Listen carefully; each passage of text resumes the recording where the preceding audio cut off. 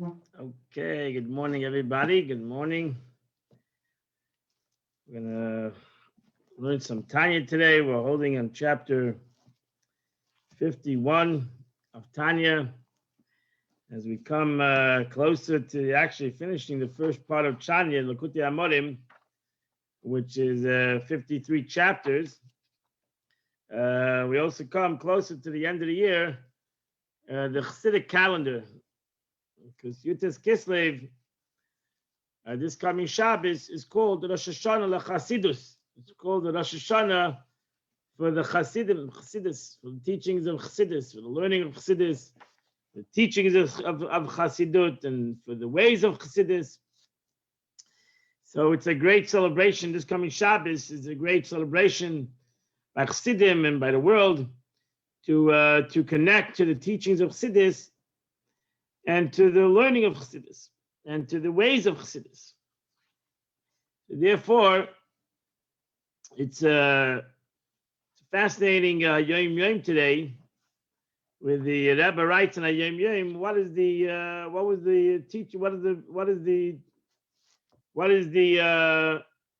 accomplishment of learning Chassidus?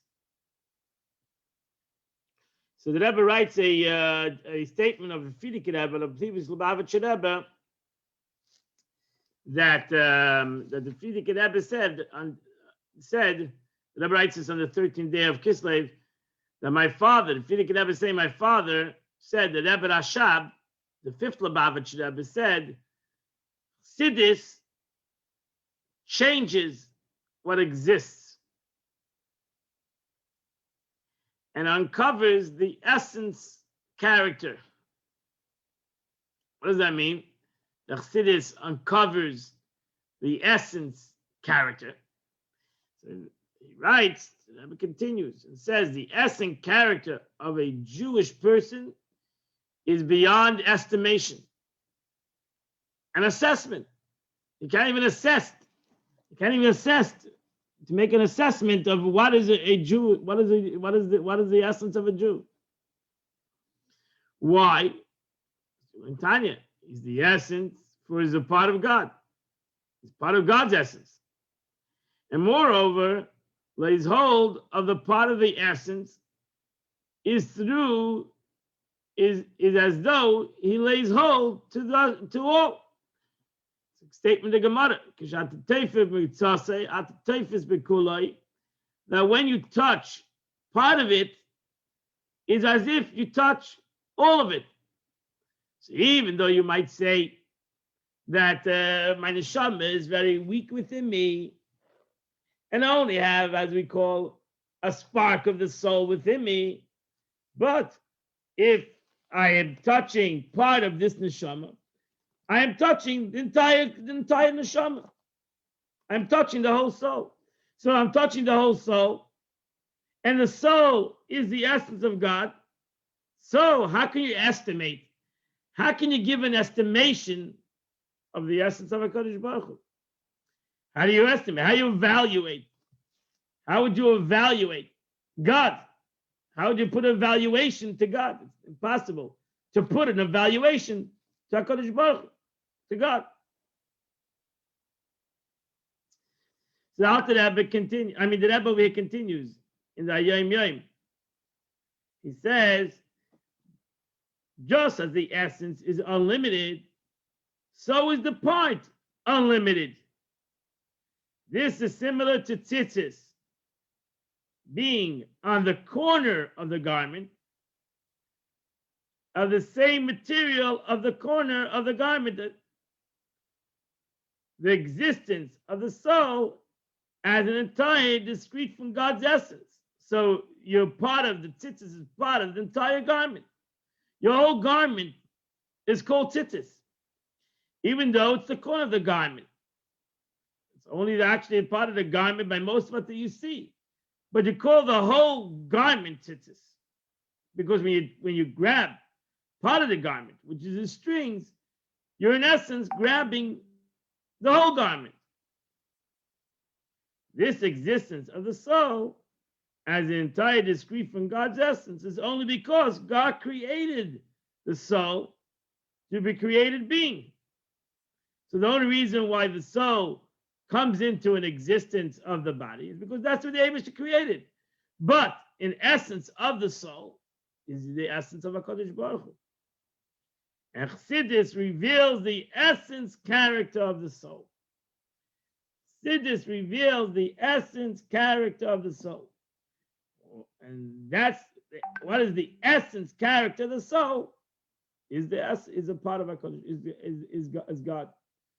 So if you can grab onto if by learning Chassidus, by learning Tanya, learning Maimorim, learning Chassidus, we can grab onto the essence of the soul, you grabbed on to God himself, so to say, Kaviyachal. So that's the importance of learning Chassidus as we come to the end of Tanya, as we come to the end of the year, and we wish each other, as it's brought in the Yom Yom, as you come to Yutas Kislev, that's when the Yom Yom ends, which is, as I said, is going to be this coming Friday, actually, Yutchat Kislev. The ending of this Yom Yom is, as you can see it, a good Yontiv, L'Shana Tova, Belimid Chassidus, that we should be a good year in the learning of Chassidus. The Darkei Chassidus should be a good year in the ways of Chassidus. You should be written inside. So, consider this coming Friday, the beginning of Friday and Shabbos, Yutas Kislev, the celebration of the Alter Rebbe, and self-understood, the celebration of the Alter Rebbe is the teachings of the Alter Rebbe. And we have a schus to learn together Tanya every Sunday. It's schus to learn together Tanya every day. If you come onto the chitas of the day, you learn Tanya every single day. The Mitzvah, this coming Shabbos, this coming Friday, we finish the Tanya, the entire Tanya we finish, and we start over again the Tanya. In Mitzvah Shabbos, coming Shabbos, and next week we start over the Tanya all the way from beginning again, and we finish it at the end of the year. So here we are holding chapter 51 in Tanya, in our weekly Sunday learning Tanya together. We are holding chapter 51 in Tanya, and the Alter Rebbe comes to the last three chapters of Tanya, and he comes to clarify that he started off in chapter 35 of Tanya, comes back to all the way back to the chapter that he spoke about a long time ago, in the aspect of the connection of a yid and the responsibility or the obligation of a Jew to connect himself to Torah, and especially to connect himself to a mitzvah, to a concept of a mitzvah. Because it's brought down, the Gemara, brought down, the Talmud says that and it's brought down in more accentuated Chassidus, Kabbalah, that Ner Doilek HaRosh expression, the Gemara, that there's a candle that is above your head. Ner Doilek HaRosh.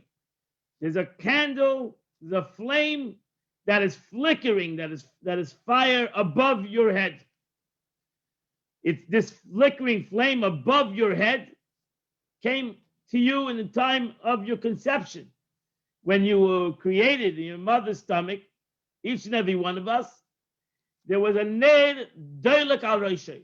There's a candle, there's a fire that is flickering above your head. What is this fire? This fire is your neshama, is your soul. It's a fire, it's a flame. It's Eish Havaya. Is the fire of God is above your head. And therefore, that's why a man, the Gemara says, that's why a man shouldn't walk 4 cubic feet, 4 cubic amis, which is around 6 feet. Shouldn't walk 6 feet without a yarmulke. Shouldn't walk 6 feet without covering of his head. Because since Ner Doilek HaRosh, the Eibush is above your head. God is above your head, your neshama is, so to say, above your head. You need to always cover your head, reverence to the neshama, to God, that's above his head, above your head. Why do we say God is above your head? Because you, a human being, is like a candle. A human being is like a candle. The neshama is the fire. The body is the wick. The body is the wick. The body is the wick that holds the neshama, the fire that's above his head, keeps the neshama connected to the body. But a wick will burn out quickly. A wick needs to have oil. A wick needs to have oil. And the oil is the mitzvahs. The mitzvahs are the oil that give this neshama fire, connects the neshama to the guf, to the body. Because if the oil would run out, God forbid, the oil would run out, the wick would not be able to contain the fire. It will also be consumed. And the fire would disappear. So we have to have the mitzvahs, which is symbolic to the oil, which contains the neshama to the wick, and it continues to burn. And that's the analogy what we learned a while ago, a long time ago. So over there, the Alter Rebbe explains that the question is, the neshama itself is godly. Why do we need to have the oil? What is the importance of the oil of the neshama? The Alter Rebbe explains that the oil of the neshama is mitzvahs, is the rotzen of the Eibishter. The neshama might have itself its own godliness, but the neshama came down for a purpose to elevate the world, and through elevating the world, actually the neshama brings a greater elevation to itself, because it goes higher, because a mitzvah is connected to the will of God, which is higher than the neshama, and therefore is the oil of the neshama, for the neshama to go higher, for the neshama to become greater, for the neshama to actually have its own revelation within itself. It needs to have this mitzvah.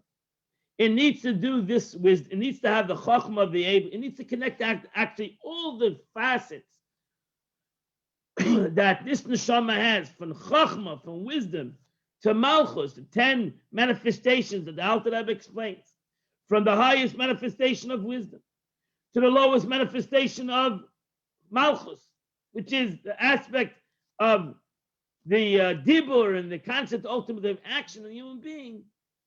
It needs to totally manifest itself in the 10 sfirot, and through the neshama manifesting itself in the sfiros of HaKadosh Baruch Hu, in the wisdom of God, and in the emotions of God. That's why it says, just like God is chesed, we should be chesed. We shouldn't be chesed because we are naturally chesed. We should be chesed because the Eibishter is chesed. We should give tzedakah because the Eibishter does tzedakah. We should do everything because God, in essence, does it. That automatically connects our soul, not with the chesed of the world, but with the chesed of God. And that not only elevates the physical, but actually elevates the neshama itself. It gives elevation to the soul itself. So, if you comprehend this whole purpose, that's why it says there are 3 things that are makusha, that are united one within the other. The Eibishter, the Torah, and a Yid, a human being. And these 3 things create the circuit of events and creates the constant return and a descent and ascent. So the Eibishter comes, we go up, and the Eibishter comes down, and we go back up, as Chassidus explains, and we continue to go higher and higher and higher, because actually the way it goes is when you come down is you go higher. That's the way through coming down lower. Actually, we have the capability of going higher. And when we go higher, we come down even lower. And then we go even higher above. So it's a constant, the way we go in a mile lamata to above and below, descent is actually through coming down into a lower place because we came from a higher place. We actually return to even a higher place, which brings us down even to a lower place, which automatically, through coming down to a lower place, it automatically projects us into a higher place. And that's where the Abish created the world. In the natural phenomenon of the world. And that's the way something that is higher comes down lower, but automatically something that comes down lower automatically reverberates to even a higher place where it came down from. And that's the way the Eibishter created the world and gave the purpose of each and every one of us to bring down to bring down the neshama, which is a part of God, upon my head, upon my body. And then he gave us mitzvahs, so that will be the oil, will be the power and the strength that will give this neshama its reverberation above. So that through learning the chachma of the Eibishter, the chachma of the Torah, we automatically brought down the Torah here to this world, and it reverberates even higher. Through doing a mitzvah, we reveal God into the world, in this physical world, specifically in a mitzvah, specifically in a physical reality. We automatically reverberate it to a higher place. And we continue to do that on a constant basis. The Rebbe, the Alter Rebbe in Tanya of the day, the Alter Rebbe brings down a Gemara. The Gemara says that the Churban Beis Hamikdash, the destruction of the second temple, happened. One of the reasons is because they didn't do a bracha on the Torah. It's a very deep concept, and the Gemara doesn't give too much an explanation what that means. And there's many interpretations to what it means. The Alter Rebbe says, Asher Baruch B'Torah Tchila, is that they didn't bring down the Eibishter in the Torah. They didn't bring down God in the Torah. A bracha comes from the word a bridge. A bracha is the bridge. The blessing that we do is the bridge. So when we eat a piece of food, we make a bracha. What is that making a bracha on the food? Is that we're making the bridge between God and the food. The bridge. So you would think, I can understand by eating food, I need to make a bridge. The Torah, I need to make a bridge. And the answer to the Gemara says yes. Because the Torah could be also learned in a way that it becomes a selfish concept. It's a great knowledge. It's a great philosophy. Where does God have to do with the Torah? That was we're coming to Hanukkah, that was one of the challenges that the Yevonim had. They said to the Jews, why do you need to connect God to the Torah? Why can't we learn Torah like we have philosophy? And the Torah is a great philosophy. Just like Chas v'Shalom, Lahavdil, we have Greek philosophy. We have the Torah philosophy. Our philosophy is not connected to God, surely not to one God, connected to many gods. So why does your Torah have to be always connected to all philosophies and all concepts is always connected to one Eibishter? Why can't you have many gods? Why can't you have that it's not connected to a God at all? So, because we lost the connection, we lost the capability to connect the two entities together. So there's a reason why we lose that connection. Because if the Alter Rebbe explains, is because it's very hard for a human being to say that he can connect God that is infinite to a finite world. It's a very hard concept to comprehend. How do you take an infinite concept and bring it down to a finite concept? So that's why the Greeks, for example, had many gods, because they said it's impossible to have one guy, so to say, one entity that has the capability of everything. How's that possible? Nothing has everything. So you can have one entity that is professional in that aspect, and another entity is professional in that. You have an Eibishter that is infinite. If the Eibush is infinite, so how does he come down to a finite? And if he's finite, then he's not infinite. So they had a struggle, and the truth is, we have the struggle also. It's a struggle that we have also with that concept. How do we bring in the supernatural into the natural? How do we bring nature and the supernature together? But that's the avodah of a Yid. The avodah of a Jew is to do that ultimate unity. And the ultimate, as we just mentioned, revelation of the essence of God in the natural, in the neshama itself. So we hear the Alter Rebbe comes to the concept to explain us the aspect of the Shechina. The aspect of the Shechina. We have the very famous statement in the Torah. After the sin of the golden calf, God turned to the Jews and said to them, Va'asu li mikdash, I want you to make for me a sanctuary, v'shachanti b'seicham, and I will dwell in your midst. The Mishkan, which we call the tabernacle in English, but the Mishkan comes the word shechein, shechina, which means that God is present, rests, he comes within. So to understand the Shechina, the meaning of the Shechina, that is the presence of God in our midst.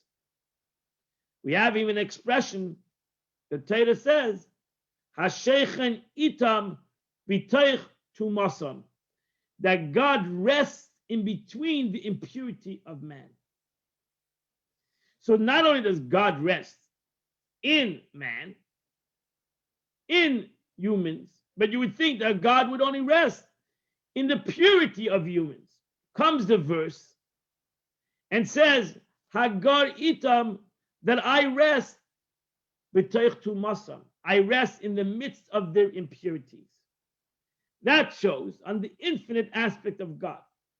Because if you would say God is a concept of spirituality and of total purity and godliness, how can purity be united with impurity? Comes the concept of infinity, the way God is unlimited, infinite. And therefore the Eibishter, there's no purity and impurity.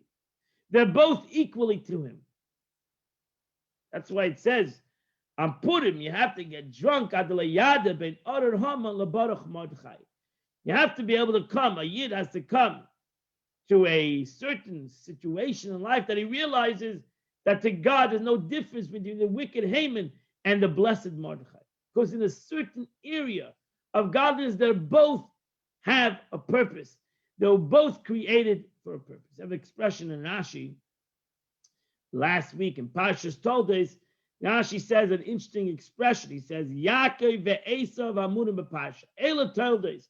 These are the offsprings of Isaac, Yaakov, and Esav amurim b'Parsha. And Chassidus explains, what means Yaakov and Esav amurim b'Parsha? What does Rashi say? Yaakov and Esav that are said in the Parsha. We know Yaakov and Esav said in the Parsha. Where else are they said? So the answer is because there's a certain place where Yaakov and Esav are equal. Because both of them have its purpose. Actually, Chassidus says that the ultimate purpose is the Esav. That Yaakov will redeem the Esav. That's the beginning of this parsha. This parsha is Yaakov and Avinu tells Esav, I'm coming to say it. I'm coming to say it. I am coming to say it. Hopefully that the Esav is ready for Mashiach. That's the prophecy. The prophecy ultimately be Mashiach will come and will rectify even the Esav. Brought down in Chassidus that ultimately Mashiach will rectify even Amalek, the worst part of Esav, which Amalek is the worst part of Esav in the Torah, the one who we have to eradicate. And Mechemes Hashem ba'Amalek midei the Eibishter has a war with Amalek. But Mashiach will rectify even the Amalek in the Esav. Will rectify every aspect of the Esav, which that is the ultimate. That's the ultimate. So the Yaakov and Esav, Amurim Parsha, Yaakov and Esav, which is written in the portion in the portion of the Torah, Yaakov and Esav have their place and their agenda and their purpose. So in the aspect to understand, how is it possible for the concept of the Shekhinah, the presence of God? So if you have we all daven to the Eibishter, we all daven to God. We daven to God. That's right. We daven to the Eibishter. But even as Jews, as we daven to God, we daven to the east. Why daven to the east? The Eibishter is all around the world. Why daven? Why not daven to the west? Why not daven wherever you want to daven? North, south, east. Why daven to the east? So we all know. Because it's facing Yerushalayim. We're trying to face Yerushalayim. And in Yerushalayim itself, trying to face the Beis HaMikdash. We're trying to face the Beis HaMikdash, the Holy Temple. And in the Holy Temple itself, we're really trying to face the Kodesh HaKadoshim. We're trying to face the Holy of Holies. And in the Holy of Holies itself, we're trying to face the Aron, the Ark. And in the Aron itself, we're trying to face the Kapedes, the cover of the Ark, with the cherubim. And in that itself, we're trying to face the middle, in between the cherubim. Very specific place. Not just a general, very specific place. Why? Because that's where the Shekhinah rests, so to say. That is this. Zeh Shara Shamayim. As Yaakov Avinu said last week in the Parsha, Zeh Shara Shamayim. This is the gateway of heaven. He went to sleep in the Temple Mount. And he said, Zeh Shara, this is the gateway of heaven. Even though the Eibishter fills the entire world, and God is everywhere in the world, as we say in the Pasuk, wherever you call me, I shall be there. God's all over. He's all over the world. At the same moment, we say that the Eibishter is a specific place. Specific place. So we have to understand what is the meaning of the Shekhinah? What is the meaning of the presence of God? That God is in the mitzvah. God is in the specific place. So the Alter Rebbe over here gives an analogy in chapter 51. The Alter Rebbe gives an analogy of a human being. Because a human being, as we learn in Tanya, is the way a person can understand godliness. Very famous expression, Mipsari echse elaka. Verse says that from my body I can see the Eibishter, I can see God from my body. Statement in Eov. And on that, the Mezritcher Magid, was the one who became the second leader of the Chassidic movement, the Eter Baal Shem Tov, explained that a yid, that from my own flesh, my own body, sorry, from a human being, the way a human being is made up of, if you understand a human being, composition of a human being, you can have an analogy to the way God connects to the world.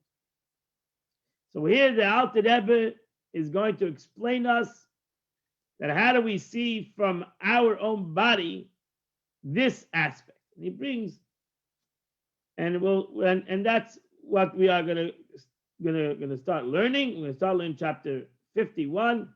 I'm going to share with you the Tanya, and we're going to go into this teaching of the Alter Rebbe. The Alter Rebbe says, beer. For further explanation of the words of the Yunker was the young guy, was a son of, I wanted to know him. The name passed my mind right now. It was son of a Tanu, who was extremely a wise man.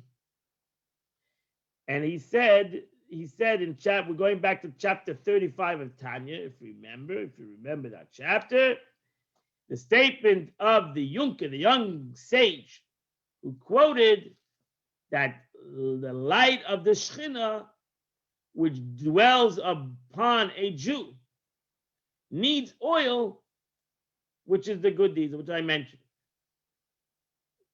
What is the meaning that the neshama, the light that's above him, above the Jewish person, needs to have oil, needs to wick, which is his body, self-understood, and he needs to oil. He needs to oil. What's so important for the neshama to have that oil? Isn't the neshama holy itself, and why would it need physical oil, so to say, which is a mitzvah of physical deeds, to be able to actually glow and to be able to have even a greater existence?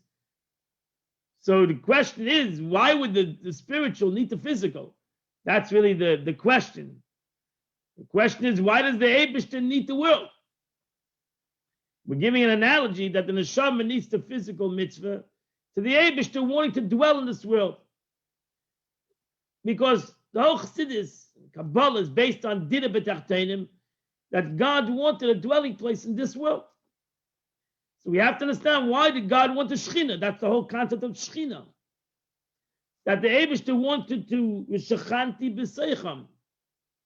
So it's necessary first to explain the Alter Rebbe, so that one may understand a little the concept of the Shekhinah, dwelling, that dwelt in the Holy of Holies. What is the meaning of that concept? What is the meaning that the Eibishter wanted to dwell in a specific place, in the Holy of Holies? What is the meaning? What does that mean? The Shekhinah. What is the meaning of the verse? Make for me a tabernacle, I'll dwell in your midst. Why can't God dwell in our midst without a tabernacle, without a base of it? And likewise, any other place where the Shekhinah dwells, what does that mean? What does that concept mean? The Eibishter is infinite. How can an infinite entity dwell anywhere? Because anytime you say he dwells, that already is a finite concept. Makom, place, is automatically finite, which is interesting because the Eibishter, we call God also Hamakom, the place. So we give God, right? We say that on every Pesach, Baruch Hamakom, Baruch Hu. Blessed is the place, blessed is He. So we also give name God. We also, a person who passes away, we say the statement, Hamakom Yenachem Eschem. May God console you. But we use God's name, we use the name of God as Makom. May the place console you. And there's many interpretations to that, but self-understood, the most important interpretation over here is the Eibishter is in every makom. We have to make every place a place of the dwelling of HaKadosh Baruch Hu, of God. That's our obligation. That's one of the divine providence, that we believe in divine providence, that every place or place we might be is to bring godliness to that place.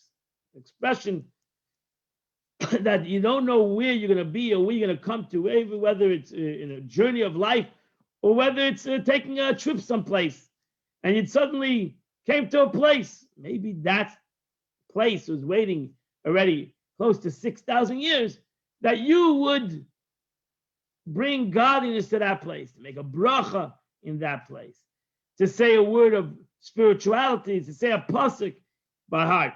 That's why it's important to know Mishnayos, not a pasuk, because a pasuk actually needs to be said from its place, and to read it from the book or from wherever you're reading it from. But you can learn Mishnayos Baal Peh. You should always know a Mishnah Baal Peh. So you can take a Mishnah, pick the obvious. You can find a lot of Mishnahs that you can learn. Whenever you put on the spot, you can find Mishnahs that you can learn the Torah Baal Peh, the written oral law. You can find it Baal Peh. Say it, know by heart, and wherever you are, say it. It's interesting. Whenever you saw the Rebbe, wherever he was, even walking the street, his lips were always moving. He's saying Torah by heart. He's saying words of Torah, maybe words of Tillim, words of Torah. He was saying it by heart. It says that when a person walks in the street, the earth says, "Why are you walking upon me? Who gave you the right to walk upon me?" The only reason why you have the right to walk upon me is by saying words of Torah. So when you say words of Torah while you're walking upon me, you elevate me. So then I give you the right to walk upon me. So we have that capability to do that. We bring the Shekhinah. We bring the Shekhinah. We bring the presence of God. So the question is, the whole world is full of His glory. There's no place void of Him. So the God is all over. So what do I need to bring God someplace? If God is all over. So what's my accomplishment? A great accomplishment that I say something here, or I do a mitzvah here. What so great of an accomplishment is that? When in essence, I see God. God is everywhere.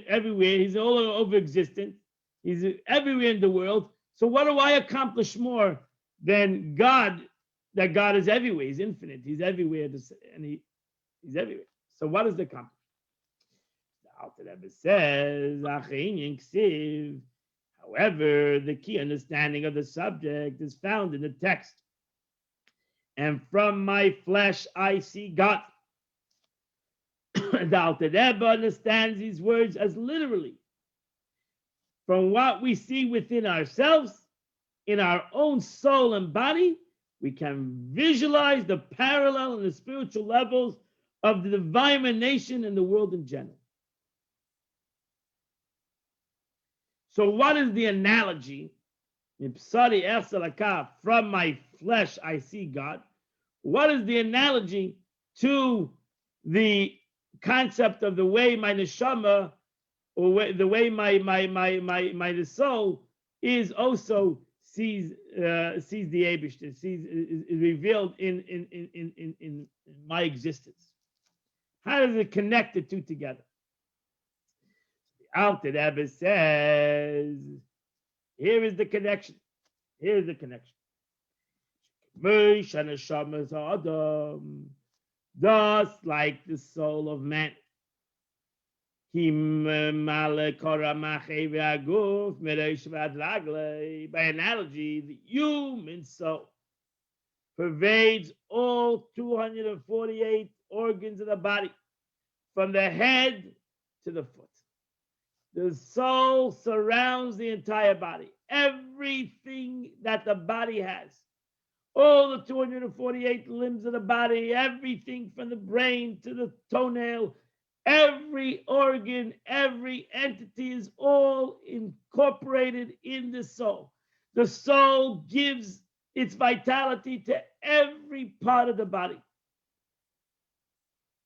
Nevertheless, even though the soul gives its existence to the entire body, to 248 limbs of the body, nevertheless, the soul's principal abode, you learned in the Tanya, the beginning of Tanya.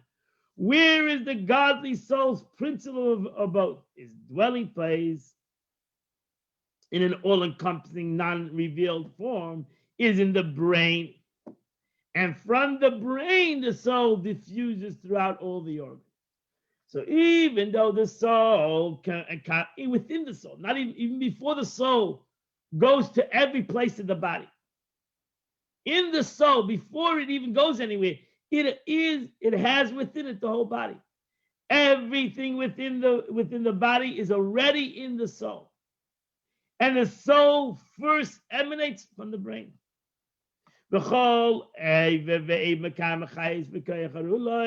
And each an organ receives from it, the soul, a different form of life force and function power appropriate according to its composition and character. The soul gives the body and every part of the body what it needs. It doesn't give the heart what it needs to give the foot. It doesn't give the foot what it needs to give the hand. It gives each, and that's when the body is healthy. When the body is healthy, Baruch Hashem, everything is knocking, everything is working, everything is going. There's no dysfunction in the body.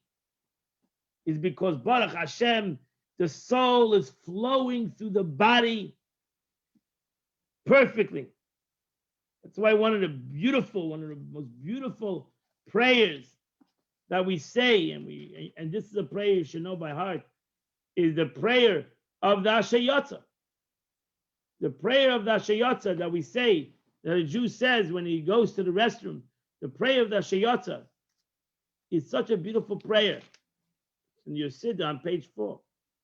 Blessed are you, Lord God of the universe, who has formed man in wisdom and created within him numerous orifices and cavities. It revealed that you know the throne of glory, that if one of them were to be blocked, or one of them were to be opened, it would be impossible to exist even for a short while. Blessed are you, the heals the flesh and performs wonders. The Eibishter created the body because every part of the body works all in coherence with the brain, with the neshama that's in the brain, and that gives forth all the orifices and parts and pipes and openings and closings, etc., which the body, I'm not a doctor, but we all know the body is a wondrous creation, that the way the body works and the way the body functions, that it continues to flow, and it's just unbelievable. And we all have different bodies. We should all be healthy, but it all comes from the brain. It all is functioned in the brain. And if the flow of energy, which is flowed ultimately through the blood, which gives life to the entire body, is in unison, everything is unified, and everything does what it's supposed to do, you have neflois haboida. You have, Baruch Hashem, a healthy body and a healthy soul and a healthy mind.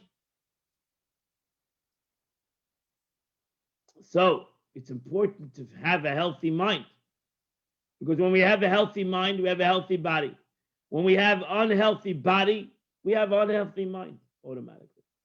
It affects our mind. And when we're sick, God forbid, where do we feel it? We feel it in our mind. That's where we feel the sickness of every part of the body.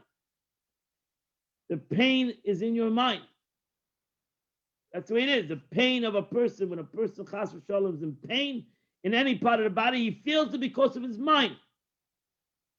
If you put your mind to sleep, if you had the capability to put your mind to rest, you wouldn't feel any pain. A famous story of a Rebbe. What was the day? The Mazatcher Rebbe. The Mazatcher Rebbe in the early 1900s needed to have an operation, and they told him they had to put him to sleep, and he said he doesn't want to be put to sleep because he never lost control of his mind, and putting him to sleep would take away his control of his mind. You know, that's why it says David HaMelech would never want to sleep more than 19 minutes. He would have somebody wake him up every 19 minutes. Because after 19 minutes, you have to wash. That's when you put your mind totally goes to sleep. And David HaMelech never wanted to go to sleep. He never wanted to have a situation where he totally is out of his control. So the Rosh, going back to the Mazatcher Rebbe, said, how are we going to be able to operate on you? You need to go to sleep. You cannot. He said, no. He said, I'm going to sing a niggin. Going back to the Alter Rebbe's chapter last week. He said, I'm going to sing a niggin. And when I come to a certain part of this niggin, I'll tell you, you'll be able to operate it. Because I'm going to be able through this niggin to not feel my body. I'll be able to not feel the pain, the cutting, and whatever you're going to do. And so he did it. It's a story that the Rebbe actually told the story.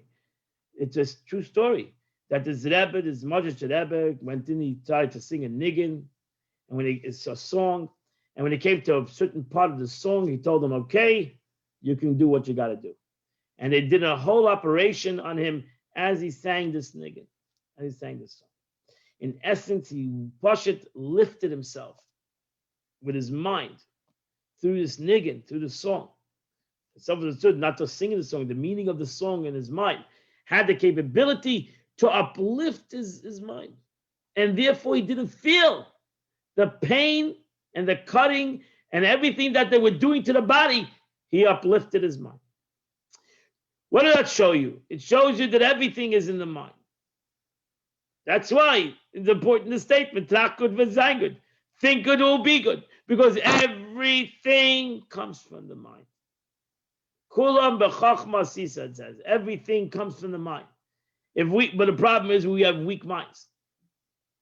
Expression we say on Yom Kippur, we have weak minds. I think it's a Jewish nation. We're weak minds, small-minded people. If we had strong mind over matter, very famous story of the Alter Rebbe. You come to Yudas Kislev, the Alter Rebbe, the big war between the Russians and that time was a big war with Napoleon and Russia, and the Alter Rebbe wanted Napoleon to win the war. It was a big argument between the sages of those days. The Alter Rebbe wanted Napoleon to win for his reasons, and he sent actually a spy into Napoleon's camp. That was a chassid of his that would go and became a guy who was in the actual camp of the generals of Napoleon's army, and he was a cleaner in the room, and he heard all the next moves of Napoleon, and he gave it over to the Russians. Alter Rebbe was given the Russian Medal of Honor because of this. It was given. The family was given. Schneerson family was given this Medal of Honor for the Russian Tsar for his importance part of the war.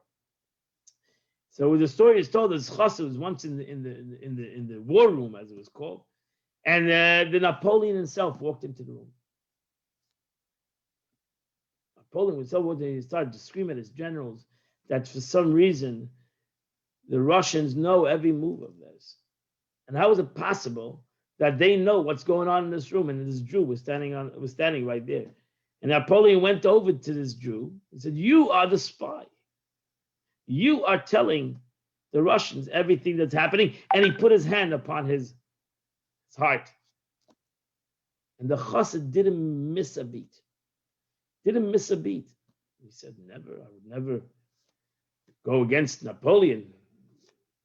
General, why would I do such a thing? I'm servant of the French."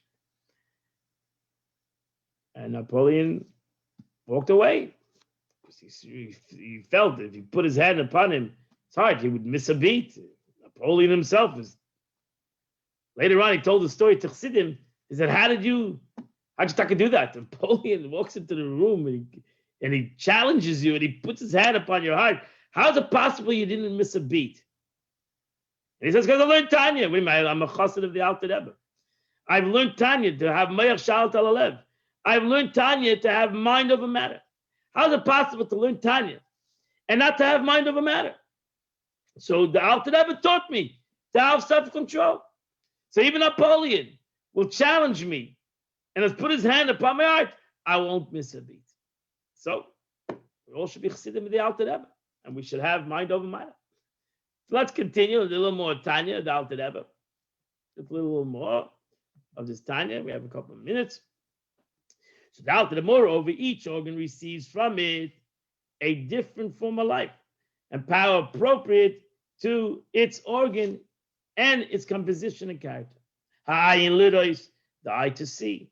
Va'izin l'shmaya, the ear to hear. Va'apel l'daber, and the mouth to speak. Va'ragayim lahalach, and the feet to walk. Every one of these abilities are totally opposites and have different characters and different purposes. As we clearly sense how the brain is conscious of all that occurs within the 248 organs and everything experienced by them. We all know that. We're not going to be doctors to know that my brain feels every part of my body. It has the capability to feel every part of my body. Let's read over here. The Rebbe here adds a commentary which clarifies the subject. This is lessons in the Tanya, which was put together by Rabbi Yossi Weinberg, of blessed memory, and the Rebbe actually he would give this into the Rebbe, and the Rebbe would actually add to his own clarification, to Rabbi Yossi Weinberg's clarification. The Rebbe would always add to it. That's why it's a great book, The Lessons of the Tanya, because actually has the writings of the Rebbe, so to say, the teachings of the Rebbe in this book, The Lessons of the Tanya. So, by the way, that's why I learned from it, and this is Chabad.org, and you should also learn Tanya from it, because this has, the Rebbe here adds a commentary. So, the Bible would give every, I think Sunday, actually, he would give every Sunday lessons of the Tanya on the radio. He learned and for many, many years. He'd give, I think, a half an hour learning of the Tanya on the radio. It either was Motzei Shabbos or Sunday. I think it was Motzei Shabbos, actually. So he would give lessons of the Tanya on the radio, WEVD, remember those of New York. And he would give in his teachings the weekday to what he's going to teach in Tanya. He would write it down. So what he's going to teach word by word, how he's going to explain the Tanya. And the Rebbe would actually add or subtract to his teaching, to Rabbi Yossi Weinberg. So it's a beautiful book to learn Tanya.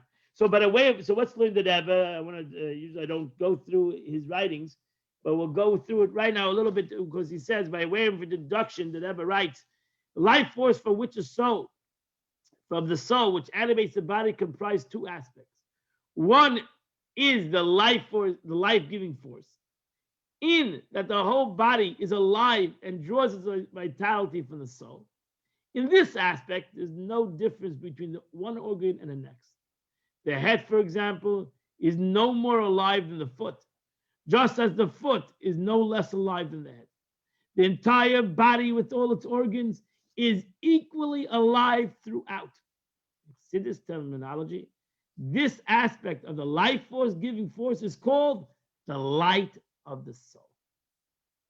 For the light shines equally upon everything around the light source, regardless of the quality or the nature of the objects receiving the light. That is the beauty of light in general. Light goes everywhere. It's non-discriminative. It has no discrimination. Wherever you want the light to go in, that's where the light will be. Because that's the quality of light, oid. That's what we call, that's why in Kabbalah we call oid havaya, the light of God. The second aspect of the life force is specific functional power each organ draws from the soul.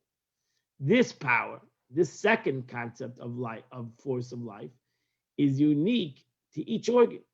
The eye receives from the soul the power to see, the ear is to hear, the mouth to speak, and the foot to walk. The manner in which each of the organs receive the latter life force and functional power can be explained in two ways. One is that the life force emanating from the soul to the organ is utterly plain and uncompounded, possessing none of the divine diverse qualities and powers of the various organs. According to this explanation, the various functions of the powers of the organs would be different with respect to the life force emanating to them from the soul.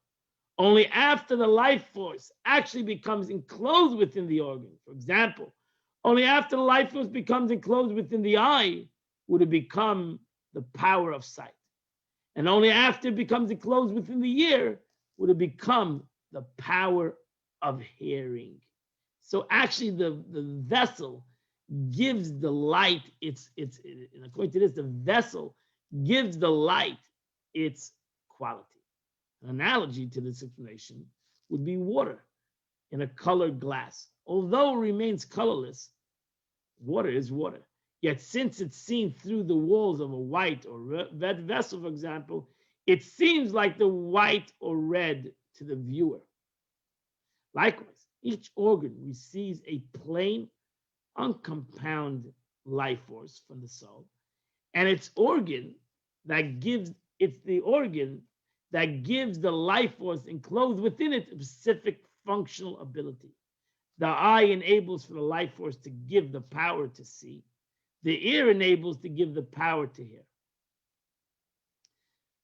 The second possible explanation, and that's accepted by the Tanya, that's the Alter Rebbe in Tanya, is that the soul, listen to these words, this is the Rebbe, despite its pristine, uncompounded essence, includes its potential form, all powers of various organs.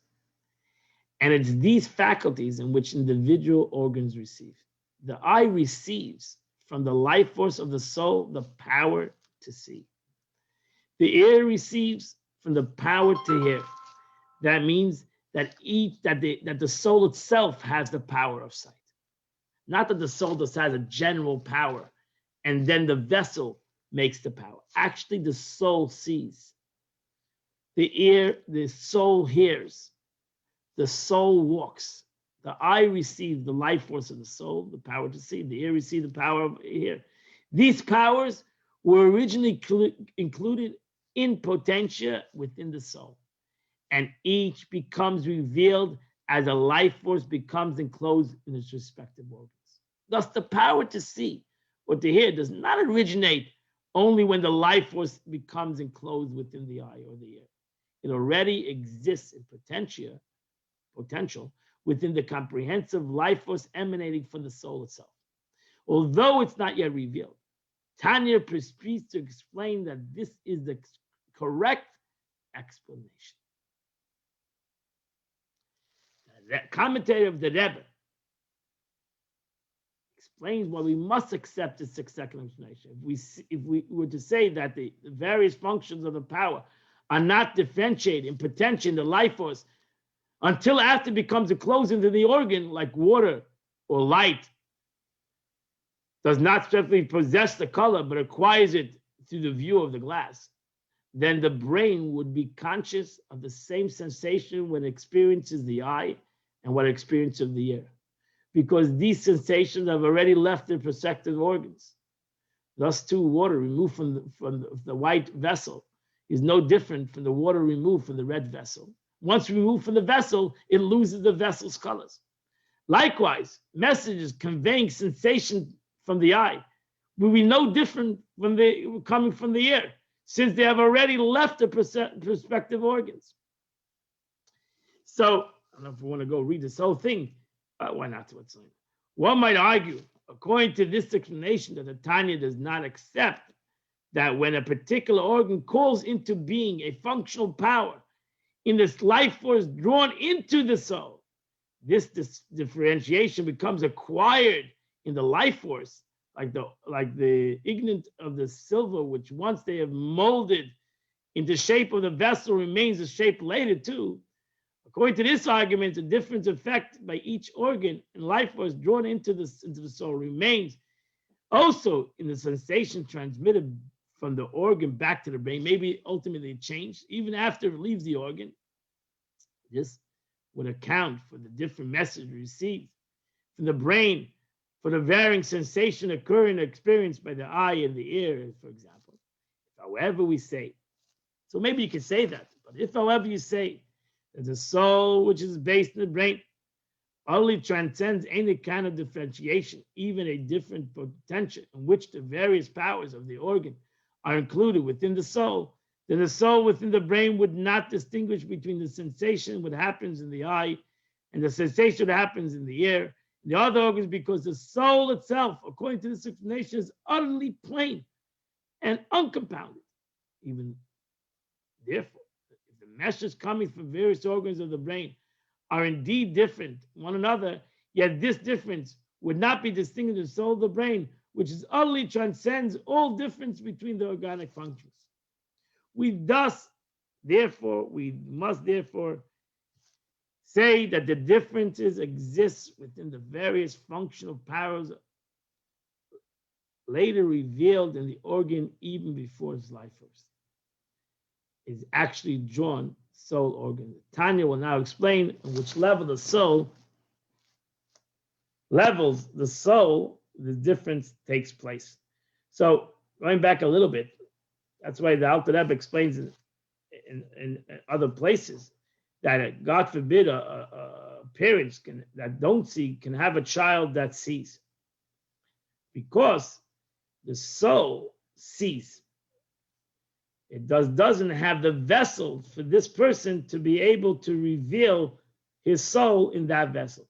But the soul itself sees. And therefore, he can have a child or a grandchild that can see, even though they come from one another, because the soul has the capability of sight.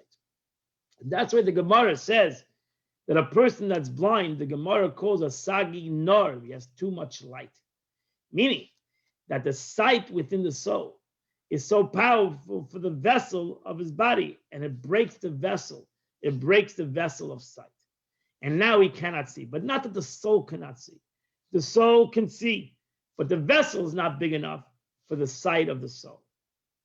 The Rebbe would always say this about children, that cannot, children, God forbid, that are born with special needs, or children that are autistic. The Rebbe said, you cannot understand them, but because their comprehensions might be very high, they have great souls, and that basically their souls are so great that their bodies could not handle the greatness of the neshama. And therefore, these children are special children. Special children. It's brought down, the Rebbe said that before the Mashiach comes, the Eibishter is emptying out the Heichal HaNeshamas. The Eibishter is emptying out the chambers of souls. And he's sending down to the world souls that are not really capable for bodies. He's sending down souls that are higher than bodies can handle. And therefore, could be, the Rebbe says, these neshamas are coming down to the world now. And we have, it's sad in a way, but it's not. The Rebbe says you shouldn't look at it in a sad way. These neshamas are coming down to the body, to bodies that their vessels, that their souls are much higher and greater than their bodies.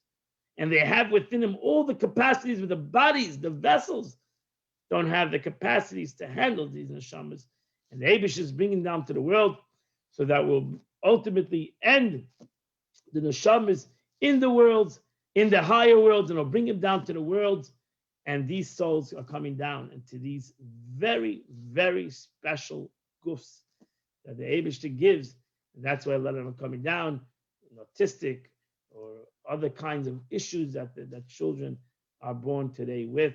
Let us hope that will merit to the ultimate revelation of the neshama and the body, that the neshama and the body will be able to work together in unison, that the neshama will reveal itself in the body, as the Eibishter will reveal itself, the Shechina will reveal himself in the world.